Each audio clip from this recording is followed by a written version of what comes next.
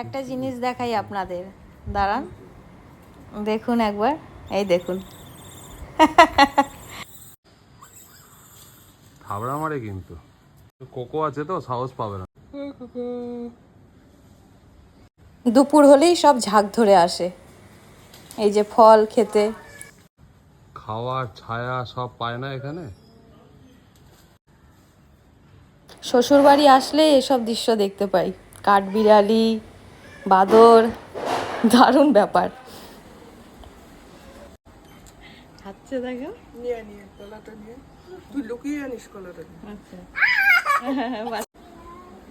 আরেকটা কলা নিয়ে যাই।